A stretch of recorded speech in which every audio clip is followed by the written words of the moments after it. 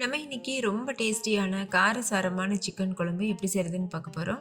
இது ஒரு டைம் செஞ்சிட்டிங்கன்னா அடிக்கடி இதே சிக்கன் கிரேவி தான் செய்வீங்க. இது அவ்வளோ ருசியாக இருக்கும்.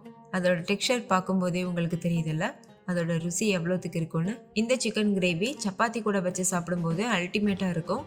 அதே மாதிரி வெரைட்டி ரைஸ் கூட, சாதத்து கூட எல்லாத்துக்குமே பக்காவான காம்பினேஷனாக இருக்கும். ஸோ மிஸ் பண்ணிடாமல் ட்ரை பண்ணி பாருங்கள். ஓகே, இப்போ வாங்க இந்த ரெசிபி எப்படி செய்கிறதுன்னு பார்க்கலாம்.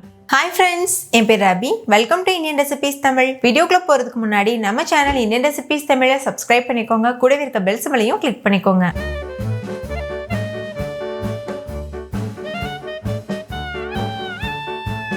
ஃபஸ்ட்டு இந்த ரெசிபி பண்ணுறதுக்கு ஒரு கடாய் சூடுபடுத்திக்கோங்க. அதில் 2 டேபிள் ஸ்பூன் எண்ணெய் சேர்த்துக்கோங்க. நான் நல்லெண்ணெய் தான் யூஸ் பண்ணியிருக்கேன். நீங்கள் உங்களுக்கு விருப்பமான எண்ணெய் என்ன வேணாலும் யூஸ் பண்ணிக்கலாம். இது கூட 1 கப் அளவுக்கு சின்ன வெங்காயம் தோல் உரிச்சிட்டு சேர்த்துக்கோங்க. கூடவே கொஞ்சமாக உப்பு சேர்த்துட்டு இது நல்லா வதக்கிக்கோங்க. ஸ்டவ் வந்து மீடியம் ஃப்ளேமில் ஹை ஃப்ளேமில் மாற்றி மாற்றி வச்சு வதக்கிக்கோங்க.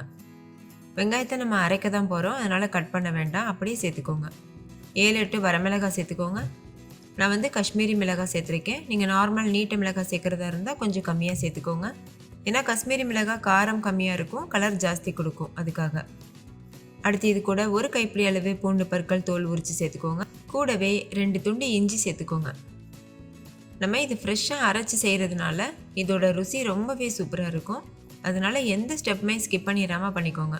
இப்போ இதையும் சேர்த்து நல்லா மிக்ஸ் பண்ணிவிட்டு இது நல்லா வதக்கிக்கோங்க. அடுத்து இது கூட 1 கைப்பிடி அளவு கருவேப்பிலை சேர்த்துக்கோங்க. கிட்டத்தட்ட 2 கொத்து அளவுக்கு கருவேப்பிலை சேர்த்துருக்கேன்.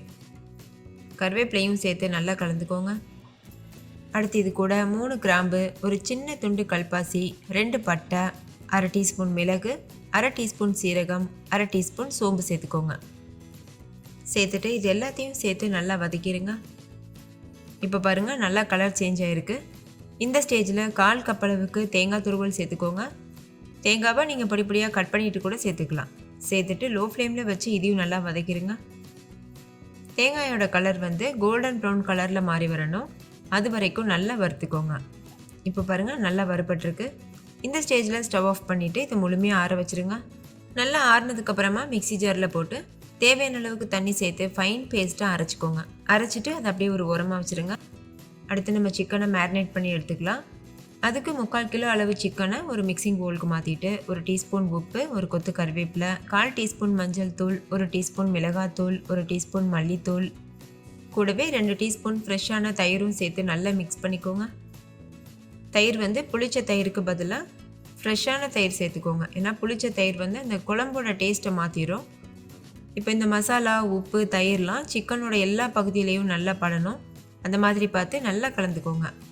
நல்லா கலந்துட்ட பிறகு மூடி போட்டு மூடிட்டு ஒரு 1 ஹவர் அப்படியே ஊற விட்டுருங்க.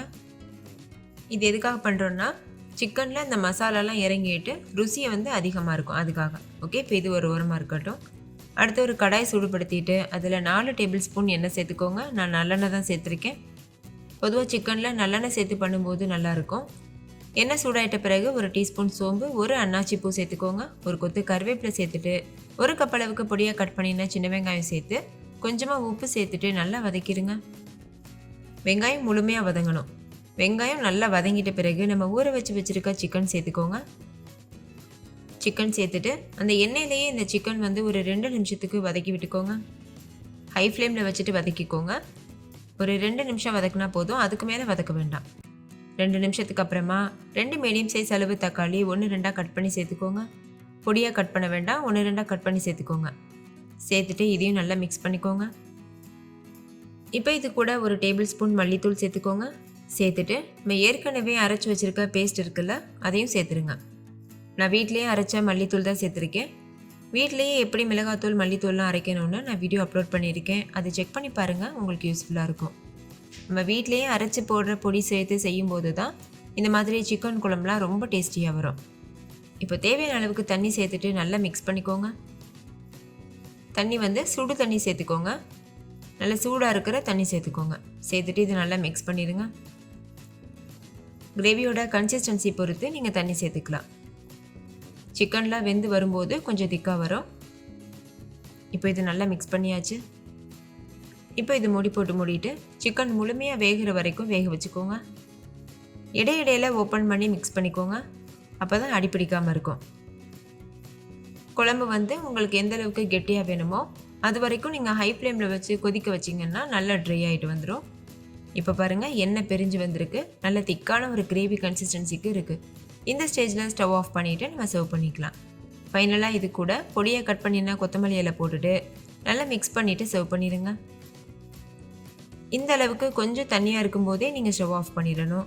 அப்போ தான் இது கொஞ்சம் ஆறிட்டு வரும்போது திக்காகும், கரெக்டாக இருக்கும் நம்ம சப்பாத்தி கூட வச்சு சாப்பிட்றதுக்கு. நான் இன்றைக்கி சப்பாத்தி கூட தான் வச்சு சர்வ் பண்ண போகிறேன். அதுக்காக தான் இவ்வளோ திக்காக பண்ணியிருக்கேன். நீங்கள் சாதத்து கூட வச்சு சாப்பிட போகிறீங்கன்னா கொஞ்சம் தண்ணியாக இருக்கும்போதே ஸ்டவ் ஆஃப் பண்ணிடுங்க. இதோட டெக்ஸ்சர் பார்க்கும்போதே உங்களுக்கு சாப்பிடணும் போல் இருக்குதுல்ல. இதோட டேஸ்ட் ரொம்பவே அருமையாக இருந்தது. ஸோ மிஸ் பண்ணிடாமல் ட்ரை பண்ணி பாருங்கள். ஓகே ஃப்ரெண்ட்ஸ், இந்த சிக்கன் குழம்பு ரெசிபி உங்களுக்கு ரொம்ப பிடிச்சிருக்கும்னு நம்புகிறேன். பிடிச்சிருந்தா லைக் பண்ணுங்கள், உங்கள் ஃப்ரெண்ட்ஸ் கூட ஷேர் பண்ணுங்கள். நீங்களும் செஞ்சு பார்த்துட்டு டேஸ்ட் எப்படி இருந்ததுன்னு கமெண்ட்டில் சொல்லுங்கள். தேங்க்யூ, பாய்.